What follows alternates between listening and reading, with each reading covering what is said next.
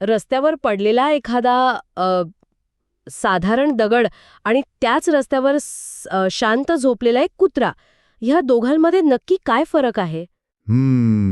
वरवर पाहता हा प्रश्न खूपच सोपा वाटतो. हो ना, म्हणजे जर त्या कुत्र्याला चुकून आपला धक्का लागला तर तो दचकून उठेल किंवा कदाचित भुंकेल. अगदी बरोबर.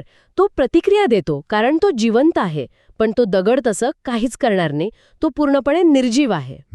पण मग जीवन म्हणजे नक्की काय? सजीव आणि निर्जीव यांमधील ही रेषा आपण जितकी स्पष्ट मानतो तितकी ती खरोखरच स्पष्ट आहे का? मला वाटतं इथेच खरी गंमत आहे. म्हणजे आजच्या आपल्या या सखोल चर्चेचा उद्देशच तो आहे. आपण हेच पाहणार आहोत की अगदी साधी निर्जीव रसायने एकत्र येऊन विचार कसा करू लागतात. आणि आपल्या मेंदूत असलेली नुसती माहिती खऱ्या अर्थाने काही भौतिक वजन बाळगून असू शकते का, हेही आपण उलगडणार आहोत. अगदी मृत गोष्टींपासून ते जिवंत श्वासापर्यंतचा हा जो अदृश्य प्रवास आहे तो खूप गुंतागुंतीचा आहे.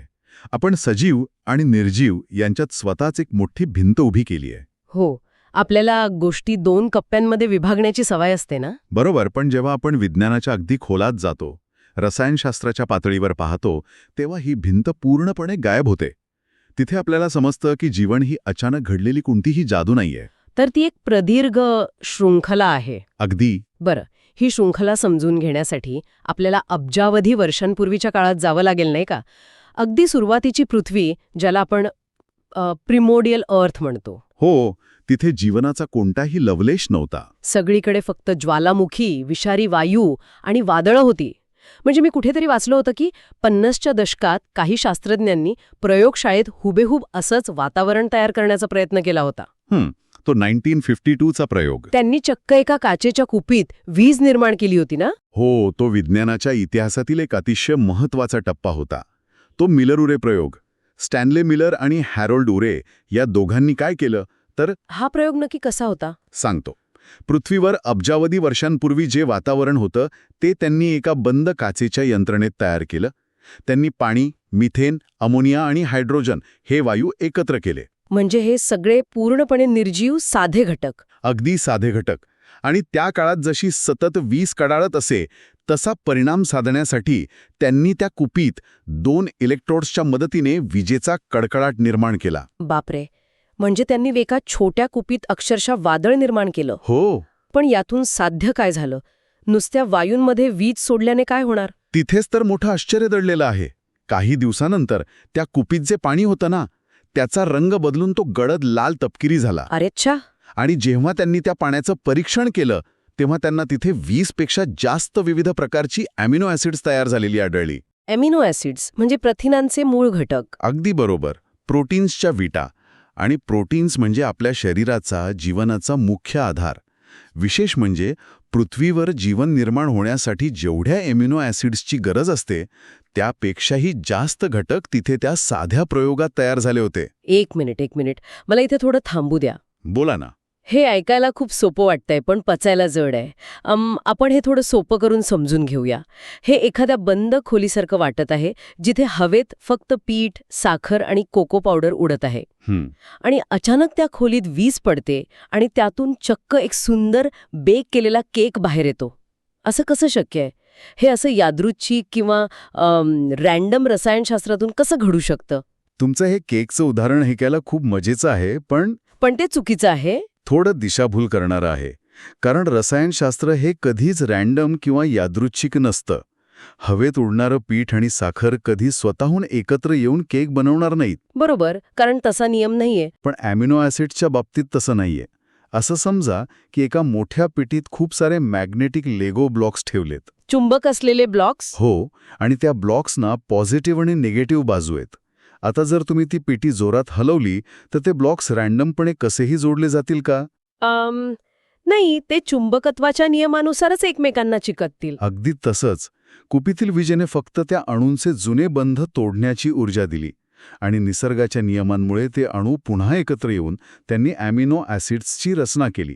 आता मला हे जास्त स्पष्ट झालं. म्हणजे जीवन ही कोणतीही रॅन्डम घटना नसून तो रसायनशास्त्राचा एक अपरिहार्य टप्पा आहे. म्हणजे योग्य घटक आणि ऊर्जा मिळाली की रसायने स्वतःहून एक विशिष्ट दिशा पकडतात. अगदी. पण मग सजीव आणि निर्जीव यातील रेषा आपण कुठे ओढणार? मी मगाशी म्हणालो तसं अशी कोणतीही स्पष्ट रेषा निसर्गात नाहीये. ती एक अखंड साखळी आहे, ज्याला आपण कंटिन्युअम म्हणतो. साध्या रसायनांचे पॉलिमर्स बनतात, त्यातून आरएनए आणि डीएनए विकसित होतात. त्यानंतर विषाणू म्हणजे व्हायरस, मग बॅक्टेरिया आणि मग शेवटी आज आपण पाहतो ते पूर्ण विकसित पेशीय जीव. बापरे, ही तर खूप मोठी साखळी आहे. हो ना? मग या साखळीत तुम्ही नक्की कुठे बोट ठेवून सांगू शकता की इथून पुढे सजीव सुरू झाला? खरंच कठीण आहे. पण मग व्हायरसचं म्हणजेच विषाणूंचं काय? ते सजीव आहेत की निर्जीव? कारण मी ऐकलंय की सूक्ष्म जीवशास्त्रज्ञ आजही यावर एकमत होऊ शकलेले नाहीत. याचं कारण असं आहे की विषाणू हे बरोबर सीमारेषेवर उभे आहेत. म्हणजे कसं? जर तुम्ही विषाणूला एखाद्या टेबलावर ठेवलं तर तो हजारो वर्ष तसाच पडून राहील, अगदी एखाद्या निर्जीव कणासारखा. तो स्वतःहून अन्न खात नाही, ऊर्जा वापरत नाही. मग तो जिवंत कधी होतो? तोच विषाणू जेव्हा एखाद्या जिवंत पेशीच्या संपर्कात येतो तेव्हा तो अचानक जिवंत होतो आणि स्वतःच्या लाखो प्रतिकृती बनवू लागतो. अरे वा. म्हणूनच जीवनाची कोणतीही एक कठोर व्याख्या करण्याऐवजी आपण त्याचे काही गुणधर्म विचारात घेतो, जसे की ऊर्जेचा वापर करण्याची क्षमता, स्वतःचे संयोजन करणे, पुनरुत्पादन करणे. आणि विषाणू यातले काहीच गुणधर्म दाखवतात. हो, म्हणून ते या साखळीतील एक मधला दुवा आहेत. हे खरोखरच चक्रावून टाकणार आहे. पण एक गोष्ट अजूनही मला खटकतीये. कोणती? मिलर-ओरे प्रयोगातून आपल्याला अॅमिनो ॲसिड्स मिळाली, म्हणजे घर बांधण्यासाठी लागणाऱ्या विटा मिळाल्या. बरोबर. पण नुसत्या विटा एकावर एक रचून घर तयार होत नाही ना. त्या विटांना कसं रचायचं, कुठे भिंत बांधायची, याचा एक आराखडा, एक ब्लूप्रिंट लागते. रसायनांच्या या गोंधळात ही ब्लूप्रिंट कशी आणि कुठून आली? अतिशय अचूक प्रश्न. आणि याचं उत्तर आहे आपला डीएनए. डीएनए? हो. मिलर-ओरे प्रयोगातील त्या रासायनिक सूपनंतर सुमारे 700 दशलक्ष वर्षांनी या पृथ्वीवर आरएनए आणि डबल हेलिक्स डीएनएची निर्मिती झाली. म्हणजे खूप मोठा काळ गेला यात. हो. आणि निसर्गाची ही ब्ल्यूप्रिंट अत्यंत प्रभावी आणि अचूक आहे. तुम्हाला माहिती असेलच की आपला नैसर्गिक डीएनए हा केवळ 4 अक्षरांवर चालतो. हो, ते ए, टी, सी आणि जी ना? अगदी बरोबर. ॲडेनाईन, थायमिन, सायटोसिन आणि ग्वानिन या 4 अक्षरांच्या जोड्यांमधूनच पृथ्वीवरील प्रत्येक सजीवाच्या निर्मितीचा कोड लिहिला गेलाय. म्हणजे एका साध्या जीवाणूंपासून ते जंगलातील महाकाय झाडांपर्यंत आणि मानवापर्यंत सर्वांचा मूळ आराखडा याच 4 रसायनांवर आधारित आहे. कमाल आहे. पण इथे मला एका नव्या संशोधनाबद्दल विचारायचं आहे. नक्कीच. स्टीवन बेनर यांच्या नेतृत्वाखालील शास्त्रज्ञांच्या एका टीमने नुकताच एक मोठा प्रयोग केला आहे. त्यांनी चक्क 8 अक्षरे असलेला हाचिमोजी डीएनए तयार केला आहे. हो, हाचिमोजी डीएनए हा एक मोठा शोध आहे. जपानी भाषेत हाची म्हणजे 8 आणि मोजी म्हणजे अक्षर. म्हणजे त्यांनी निसर्गाच्या या 4 अक्षरांच्या मूळ आराखड्यात आणखी 4 पूर्णपणे कृत्रिम अक्षरे जोडली आहेत. पण मला सांगा, हे शक्य कसं आहे? प्रयोगशाळेत आपण जीवनाचा मूळ कोड कसा बदलू शकतो? हेच तर या दशकातलं सर्वात मोठं आश्चर्य आहे. बघा, डीएनएच्या 2 धाग्यांना एकत्र बांधून ठेवणारे हायड्रोजन बॉन्ड्स असतात. बेनर यांच्या टीमने या हायड्रोजन बॉन्ड्सच्या रचनेचा इतका सखोल अभ्यास केला की त्यांना समजलं निसर्गाने फक्त 4च अक्षरे निवडली असली तरी रसायनशास्त्राच्या नियमानुसार तिथे आणखी अक्षरे बसू शकतात. म्हणजे तिथे जागा होती. अगदी. त्यांनी अत्यंत काळजीपूर्वक आणखी 4 कृत्रिम रसायने तयार केली जी एकमेकांसोबत तंतोतंत जोडली जातात. बापरे. आणि सर्वात महत्त्वाची गोष्ट म्हणजे हा कृत्रिम डीएनए नुसता टिकून राहत नाही, तर तो नैसर्गिक डीएनएमध्ये जशी माहिती साठवली जाते तशीच माहिती साठवतो आणि कामही करतो. एक मिनिट थांबा. बोला. जर आपण प्रयोगशाळेत मानवी बुद्धीचा वापर करून 8 अक्षरी डीएनए बनवू शकतो आणि तो उत्तम कामही करतो, तर याचा अर्थ असा होतो का की आपण आत्तापर्यंत अंतराळात परग्रहावर जीवन शोधताना पूर्णपणे चुकीच्या गोष्टी शोधत होतो? इथे तुम्ही बरोबर मुद्दा पकडला. म्हणजे आपण फक्त ए, टी, सी, जीचा शोध घेत होतो? आपण आपला पृथ्वीचा चष्मा लावून संपूर्ण ब्रह्मांडात जीवनाचा शोध घेत होतो का? आपण खूप मर्यादित विचार करत होतो. हाच तर या शोधाचा सर्वात मोठा निष्कर्ष आहे. हा शोध आपली पृथ्वीकेंद्रित विचारसरणी पूर्णपणे हादरून टाकतो. खरंच. आत्तापर्यंत आपल्याला वाटत होतं की जीवन निर्माण होण्याचा एकच मार्ग आहे. पण हाचीमोजी DNA असा दाखवून देतो की रसायनशास्त्राच्या सीमा आपण विचार करतो त्यापेक्षा खूप विस्तृत आहेत. म्हणजे दुसऱ्या ग्रहांवर वेगळ्या प्रकारचे जीवन असू शकतं. कदाचित मंगळावर किंवा टायटन या उपग्रहावर जीवन असेल, पण ते आपल्यासारख्या 4 अक्षरी DNAवर आधारित नसेल. आता शास्त्रज्ञांना परग्रहवासियांचा शोध घेताना अगदी वेगळ्या आणि नव्या रासायनिक रचनांचा विचार करावा लागेल. आणि मला वाटतं याचे फायदे फक्त अंतराळ संशोधनातच नाही तर पृथ्वीवरही आहेत. कसे काय? जर 4 अक्षरांऐवजी 8 अक्षरे वापरली तर याचा अर्थ माहिती साठवण्याची क्षमता म्हणजे डेटा स्टोरेज दुप्पट झाली. अगदी बरोबर. असा विचार करा की संपूर्ण विकिपीडिया आणि जगातील सर्व पुस्तके एका पाण्याच्या थेंबा एवढ्या छोट्याशा DNA मध्ये साठवून ठेवता येतील. तंतोतंत. वैद्यकीय क्षेत्रात नवीन औषधे बनवण्यासाठी आणि तंत्रज्ञान क्षेत्रात डेटा साठवण्यासाठी ही एक फार मोठी क्रांती आहे. हे खरंच थक्क करणार आहे. पण आता माझ्या डोक्यात एक मोठा प्रश्न उभा राहिलाय. सांगा. आपण पाहिलं की आपल्याकडे अॅमिनो ॲसिड्स सारखे घटक आहेत. आपल्याकडे DNA सारखा आराखडा किंवा ब्ल्यूप्रिंटही आहे. पण हे सगळं एकत्र कसं येतं? म्हणजे बघा, एखादी इमारत बांधायची असेल तर विटा आणि नकाशा पुरेसा नसतो.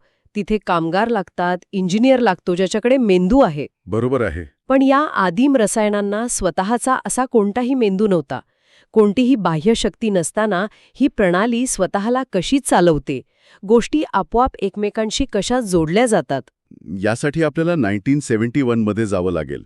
मॅनफ्रेड आयगेन या नोबेल विजेत्या शास्त्रज्ञाने पीटर शूस्टर यांच्यासोबत मिळून हायपरसायकल सिद्धांत मांडला होता.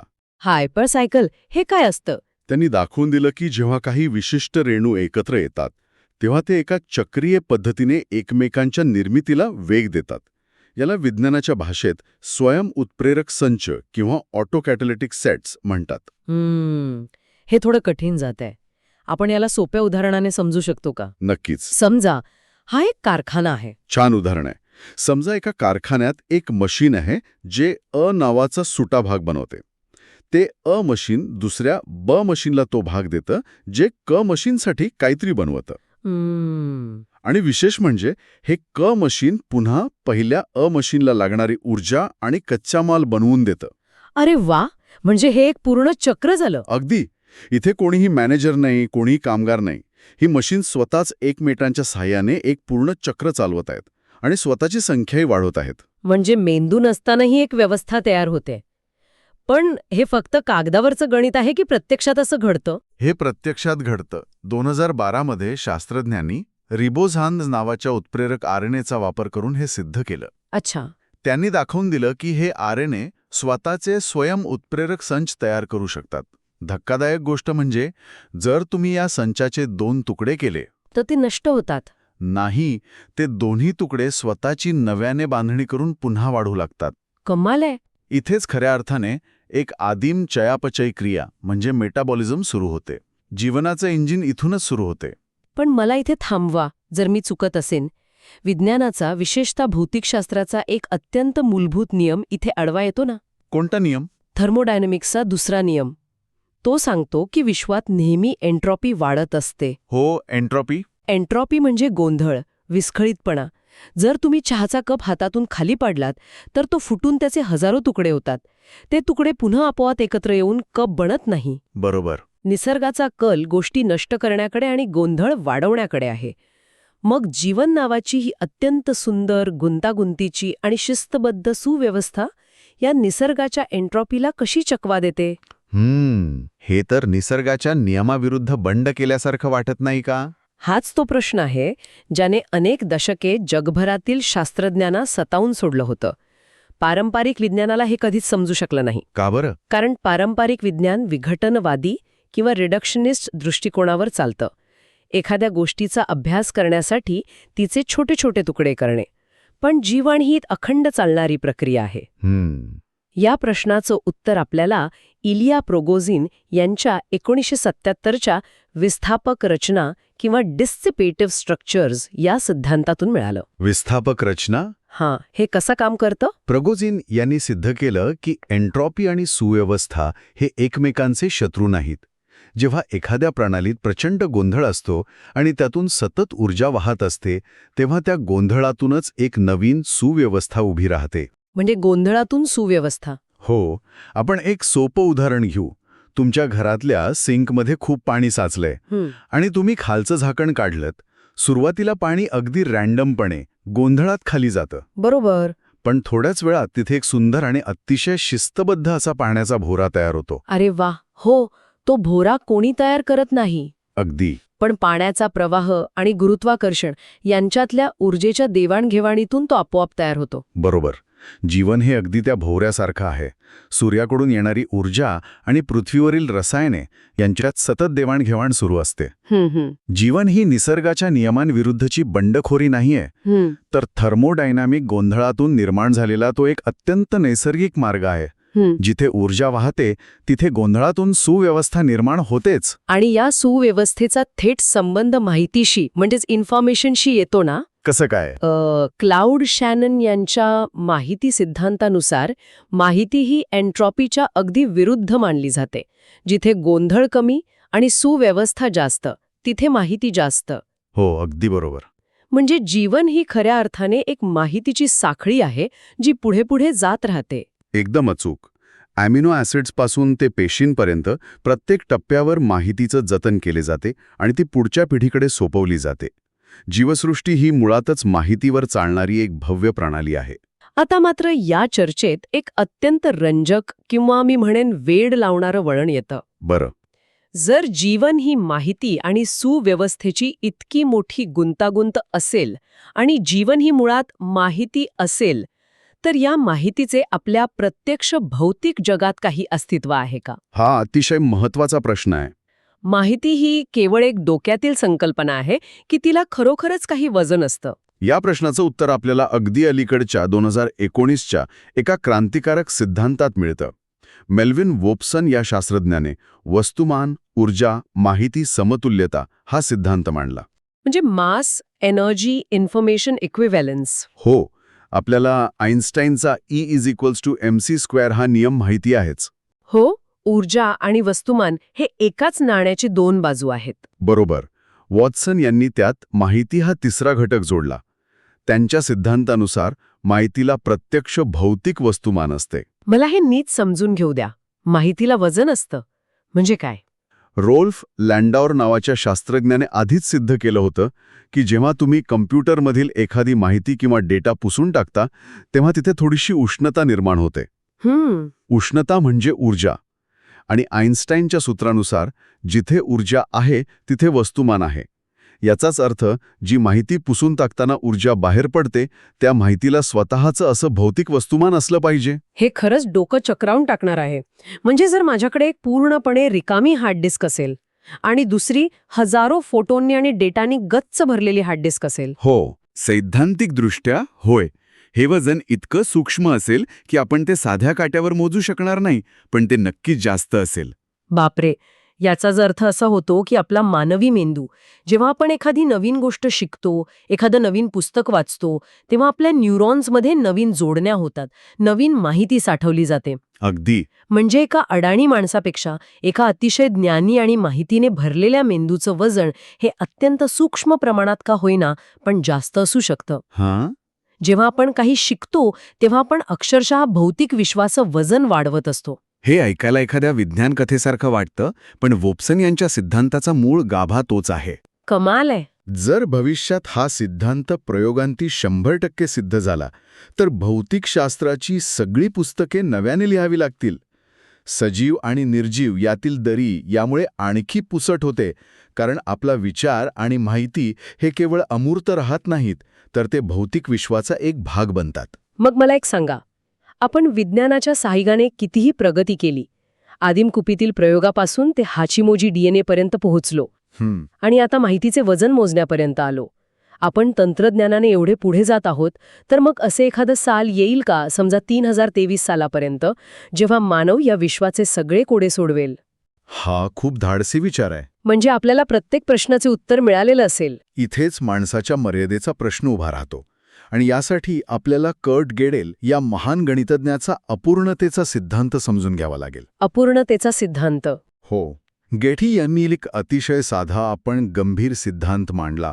ते म्हणाले की कोणतीही तार्किक किंवा गणितीय प्रणाली स्वतःच्याच आतून पूर्णतः आणि सुसंगतपणे स्पष्ट केली जाऊ शकत नाही.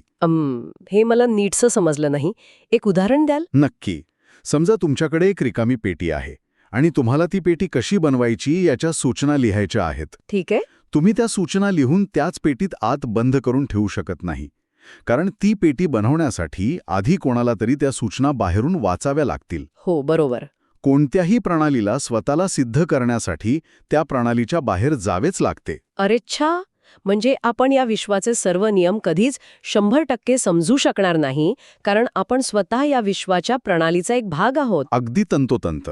आपण विश्वाच्या बाहेर जाऊन विश्वाकडे पाहू शकत नाही. म्हणूनच जेव्हा एलॉन मस्क किंवा इतर काही लोक असा दावा करतात की आपण सर्वजण एका कम्प्युटर सिम्युलेशनमध्ये राहतोय हो, ती सिम्युलेशन थिअरी. आणि आपण लवकरच ते सिद्ध करू, तेव्हा गेडेलचा सिद्धांत अशा दाव्यांसमोर एक मोठी भिंत उभी करतो ना? अगदी बरोबर. जर आपण खरोखरच एखाद्या सिम्युलेशनच्या आत आहोत, तर आपण त्या सिम्युलेशनच्या आत राहून त्यांचेच नियम वापरून कधी हे सिद्ध करू शकणार नाही की आपण सिम्युलेशनमध्ये आहोत. बापरे, हा विचार खूपच खोल आहे. गेडेलचा हा सिद्धांत आपल्याला सांगतो की मानवी ज्ञान कितीही वाढलं तरी आपण निसर्गासमोर नेहमीच नम्र राहिलं पाहिजे. काही रहस्य कायम रहस्यच राहतील. किती रंजक आणि खोलवर जाणारा प्रवास होता हा. आजच्या या चर्चेत आपण मिलर उरे यांच्या कुपीतील वीज आणि रसायनांपासून सुरुवात केली. हो. आपण पाहिलं की रसायनांचे स्वतःचे स्वयंउत्प्रेरक संच कसे बनतात, हायपर सायकल आणि भोवऱ्यासारख्या डिसिपिटिव्ह रचनांमधून गोंधळातून सुव्यवस्था कशी उभी राहते हे आपण समजून घेतलं. निसर्गाचा 4 अक्षरी डीएनए आणि मानवाने प्रयोगशाळेत बनवलेला हाचिमोजी डीएनएचा 8 अक्षरी चमत्कार आपण पाहिला. आणि माहितीचं वजन. हो, माहितीला स्वतःचे असे भौतिक वजन असते या वॉपिन्सच्या सिद्धांतापर्यंत आणि गेडेलच्या अपूर्णतेच्या सिद्धांतापर्यंतचा थक्क करणारा प्रवास आपण अनुभवला. हो, आणि या सगळ्या प्रवासातून एकच गोष्ट प्रकर्षाने जाणवते, ती म्हणजे आपण निसर्गापासून वेगळे नाही. आपण यास अनंत साखळीचा एक छोटासा पण अत्यंत गुंतागुंतीचा भाग आहोत. या सगळ्या चर्चेअंती एक अत्यंत विलक्षण विचार माझ्या मनात येतोय. हा विचार कोणत्याही शोधनिबंधात थेट लिहिलेला नाही, पण हे सगळे धागे एकत्र जोडल्यावर तो उभा राहतो. कोणता विचार? असं विचार करा, जर माहितीला भौतिक वजन असतं, जर आपले डीएनएचे नियम बदलून 8 अक्षरी होऊ शकतात आणि गेडेल म्हणतो त्याप्रमाणे आपण आपल्या प्रणालीच्या बाहेरील सत्य कधीच पाहू शकत नाही, तर मग असं असू शकतं का की आपलं हे संपूर्ण भौतिक विश्व, हे असंख्य तारे, आकाशगंगा, हे स्वतःच एका प्रचंड मोठ्या महाकाय सजीवाच्या शरीरातील एक छोटासा स्वयंउत्प्रेरक संच असेल? बापरे. कदाचित आपण फक्त एका अत्यंत विशाल वैश्विक सजीवाच्या रचनेतील सूक्ष्म रासायनिक घटक आहोत, ज्यांना वाटते की ते स्वतःहून विचार करत आहेत. हा विचार खरोखरच डोके चक्रावून टाकणार आहे. या अंगावर काटा आणणाऱ्या विचारावर आपण नक्की मनन करूया. पुढच्या वेळी जेव्हा तुम्ही रस्त्यावरून जाताना एखाद्या निर्जीव दगडाकडे किंवा झोपलेल्या कुत्र्याकडे पाहाल, तेव्हा तुम्हाला फक्त सजीव किंवा निर्जीव असे कप्पे दिसणार नाहीत, तर तुम्हाला अब्जावधी वर्षांपासून चालत आलेली माहितीची आणि ऊर्जेची एक अखंड रहस्यमय साखळी दिसेल. आजच्या या सखोल चर्चेत सहभागी झाल्याबद्दल खूप खूप धन्यवाद. विचार करत रहा आणि प्रश्नांची उत्तरे शोधत रहा.